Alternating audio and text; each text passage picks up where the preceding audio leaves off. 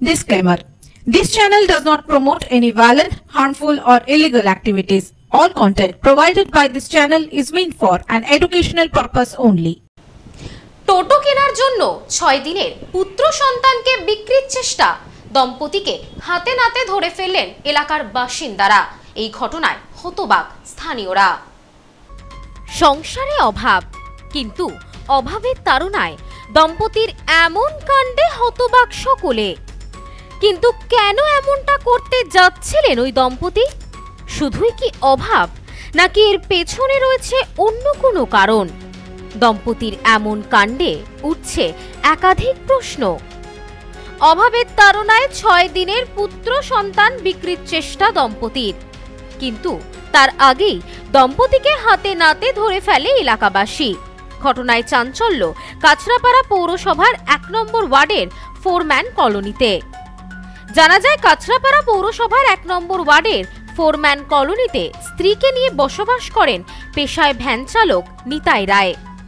6 দিন আগেই তার স্ত্রী এক পুত্র সন্তানের জন্ম দেন।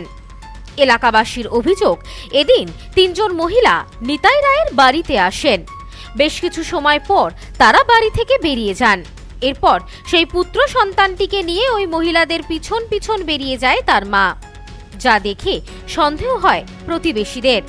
পুরো বিষয়টি দেখার পর প্রতিবেশীরা বীজপুর থানায় জানায়। প্রতিবেশীদের অভিযোগ, এর আগেও একটি বাচ্চা বিক্রি করেছে তারা, সেই টাকায় টোটো কিনেছে। শুধু তাই নয়, নগদ আরো 20,000 টাকাও পেয়েছিলেন তারা। সেই লোভে আবারও বাচ্চা বিক্রির সিদ্ধান্ত নেন তারা, এমনটাই অনুমান করেছিলেন প্রতিবেশীরা। আমি তো ছিলাম না, কাছ থেকে আসলাম, এসে শুনলাম এই ঘটনা। আর আমরা ক্লাবে যেত, পার্টি অফিসে যেত। আমরা বলতাম কি, তোর পেটে এরকম বাচ্চা আছে? তো বললাম না, আমার পেটে জল জমেছে, মাংস হয়েছে, এরকম বলতো। আর তারপর যেদিন ছেলে হয়েছে, এখন শুনছি যে আজকে যে বিক্রি করে দিচ্ছে।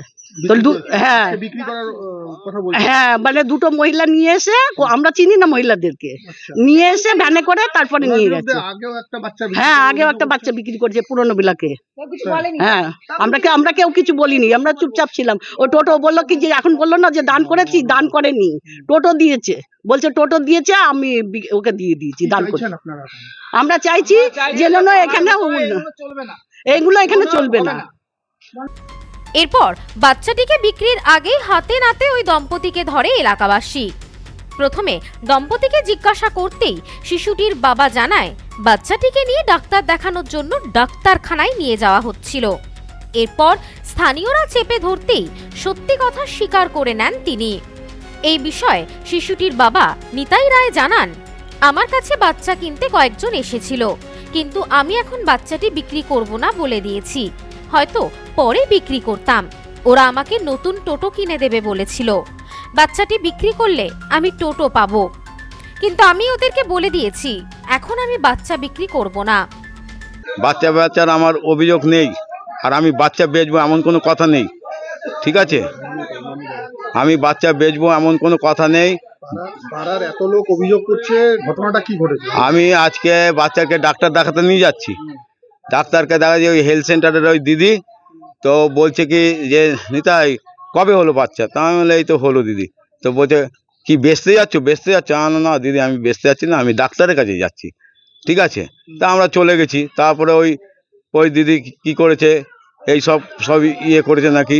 হ্যাঁ, আপনার বিরুদ্ধে পাড়ার এত লোক বলছে যে আপনি বাচ্চা বিক্রি করে দিচ্ছেন। আগের বাচ্চাটা একজনের টোটো আমি চালাতাম, ওনার বাচ্চা কাচ্চা ছিল না। তো উনি বললো, একদিনকে আমার কাছে বাড়িতে এসেছে, বলছে যে নিতাই তোর কি আবার বাচ্চা কাচ্চা হবে? হ্যাঁ দাদা হবে। বলছে দেখো আমার তো বাচ্চা কাচ্চা নেই, তো এই বাচ্চাটা আমাকে দিয়ে দাও। ঠিক আছে, তুমি দাদা যদি নাও তো নিয়ে নাও, আমি কিছু চাই না। তো পরে বললো ঠিক আছে। বাবা হয়ে একজনকে বাচ্চাকে দিয়ে দিলেন, কোনো লেখাপড়ি কিছু করলেন না? হ্যাঁ, লেখাপড়ি সব করেছি দাদা, সব ওনাদের কাছে আছে। ওনাদের কাছে? আপনার কাছে কিছু নেই? আপনি বাচ্চার বাবা? না, আমার কাছে কিছু কাগজ রাখিনি। আপনার কাছে কিছু নেই? না, ওনাদের কাছে সমস্ত লেখাপড়ির কাগজ? হ্যাঁ। তারপরে আমি বললাম ঠিক আছে। তারপরে আমাকে একটা পুরনো টোটো না, টাকা পয়সা কিছু দেয়নি, একটা পুরনো টোটো আমাকে কিনে দিয়েছিল। যদিও এলাকাবাসীর দাবি দম্পতি মিথ্যে কথা বলছে। বাচ্চা বিক্রির উদ্দেশ্যেই সকলে একত্রিত হয়েছিলেন। এই বিষয়ে প্রত্যক্ষদর্শী অভিজিৎ বিশ্বাস জানান, এর আগেও একটি সন্তান বিক্রি করেছে, সেই টাকা দিয়ে টোটো কিনেছে, আরও নগদ 20,000 টাকাও পেয়েছে তারা। তাই এবারও তারা বাচ্চা বিক্রির সিদ্ধান্ত নিয়েছে। বারংবার এলাকায় এমন ঘটনা আমরা মেনে নেব না। আমি বিষয়টি জানতে পেরেই থানায় খবর দিই। 2-3টে মহিলা এসেছিল, এসে এদের বাড়িতে এসে বাচ্চাটাকে দেখে ওর মাকে, মানে বাচ্চার মাকে আর বাচ্চাকে নিয়ে বেরিয়ে গেল। বাচ্চার মাকে নিয়ে বেরিয়ে গিয়ে ওই রাস্তার ওইদিকে, মানে কি মহিলাগুলো আগে আগে চলে যাচ্ছে, ওরা বাচ্চার মাকে পেছন পেছন। বাইরের লোক, এখানকার কেউ না, না কেউ চিনি না। তো আমি দেখে আমি জিজ্ঞেস করি একজনাকে, তো বলছে যে হ্যাঁ এরা কিন্তু বাচ্চা বেচার জন্যই লোক এসছে, এরা যাচ্ছে। তা আমি এই শুনে আমি থানায় গেলাম। থানায় গিয়ে বললাম যে এরকম এরকম জিনিস হয়েছে, এরা বাচ্চা বিক্রি করছে, এর আগেও একটা বাচ্চা বেচেছে, আমরা কিছু বলিনি, এটা এদের ব্যবসা হয়ে গেছে। দেখছি দেখছি যে কেউ কিছু বলছে না, পাড়ার লোকও কিছু বলছে না। তাই এরপরে আরও করি। তো তারপরে আমি থানায় যাওয়ার পরে দেখি এর বাড়ির লোক হয়তো এদেরকে ফোন করে দিয়েছে, ফোন করে বলেছে যে বাচ্চাটাকে নিয়ে চলে আসো, পাশের বাড়ি। এরা থানায় চলে গেছে, থানায় গেছে আর সবাইকে জানিয়ে দিয়েছে। জানানোর পরে বাচ্চাটাকে নিয়ে চলে এসছে।